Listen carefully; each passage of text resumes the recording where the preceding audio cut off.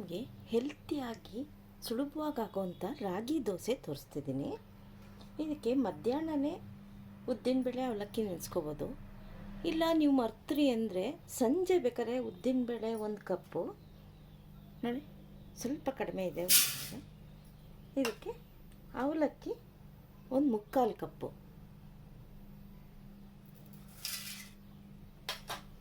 1 spoon ಮೆಂತ್ಯ, ಇದಿಷ್ಟು ಹಾಕಿ ಚೆನ್ನಾಗಿ ತೊಳೆದು ಬಿಸಿನೀರಲ್ಲಿ ನೆನೆಸಿಟ್ಕೊಂಬಿಟ್ರೆ, ನೀವು ಸಂಜೆನೇ ನೆನೆಸಿಟ್ಕೊಂಡ್ರು ಮಾರನೇ ದಿನ ಮಾಡ್ಬೋದು. ಈಗ ನೆನೆಸಿ ರಾತ್ರಿಗೆ ರುಬ್ಕೊಂಡು ಇದಕ್ಕೆ ಏನೇನು ಹಾಕಿ ಕಲಸಿ ಇಡಬೇಕು ಅಂತ ತೋರಿಸ್ತೀನಿ.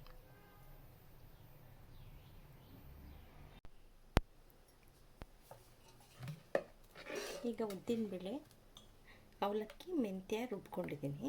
ರುಬ್ಬಿದ್ಮೇಲೆ ನೋಡಿ ಈ ಥರ ಇಟ್ಟಿದೆ. ಇದಕ್ಕೆ ರಾಗಿ ಹಿಟ್ಟು 1/4 ಕಪ್ಪಷ್ಟು ಹಾಕ್ಕೋತಾ ಇದ್ದೀನಿ.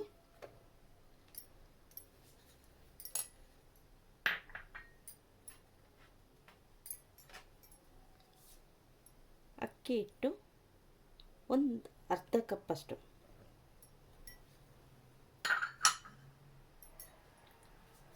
ಗೋಧಿ ಹಿಟ್ಟು 1/2 ಕಪ್ಪು,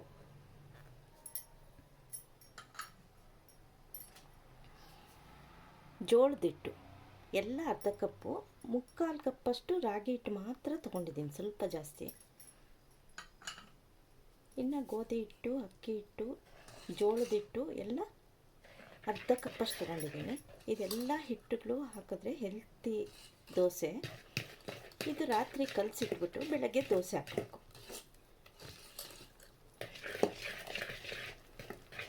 ನೋಡಿ, ಬೇಕಾದ್ರೆ ಸ್ವಲ್ಪ ನೀರು ಹಾಕ್ಕೊಂಡು ಕಲಸಿಟ್ಕೊಳ್ಳಿ.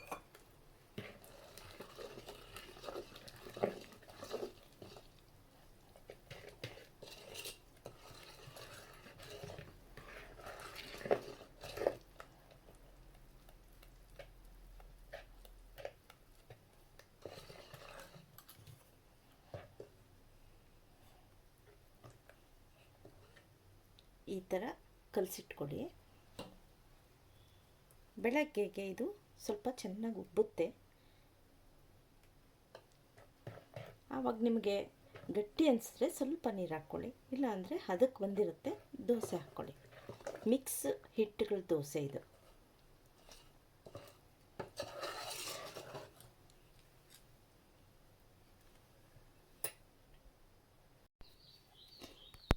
ನೋಡಿ, ಉದ್ದಿನಬೇಳೆ ಅವಲಕ್ಕಿ ಮೆಂತ್ಯ ಕಾಳಿಗೆ ರಾಗಿ ಹಿಟ್ಟು ಸ್ವಲ್ಪ ಜಾಸ್ತಿ, ಅಕ್ಕಿ ಹಿಟ್ಟು, ಜೋಳದ ಹಿಟ್ಟು, ಗೋಧಿ ಹಿಟ್ಟು ಎಲ್ಲ ಕಲಸಿದ್ಮೇಲೆ ಈ ಥರ ಹಿಟ್ಟು ಆಗಿದೆ. ಈಗ ದೋಸೆ ಹಾಕಿದ್ರೆ ಹೇಗೆ ಬರುತ್ತೆ ತೋರಿಸ್ತೀನಿ.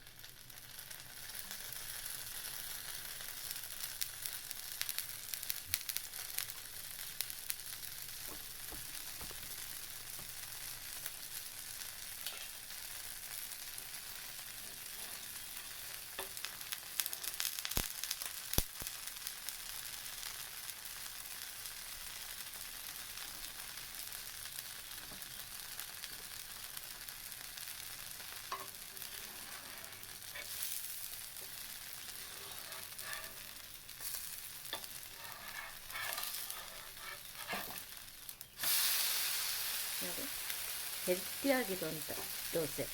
ಇದಕ್ಕೆ ನೀವು ಬೇಕಾದರೆ ಕ್ಯಾರೆಟು, ಕೊತ್ತಂಬರಿ ಸೊಪ್ಪು ಹಿಟ್ಟಿಗೆ ಕಲಿಸ್ಕೊಂಡು ಹಾಕ್ಬೋದು.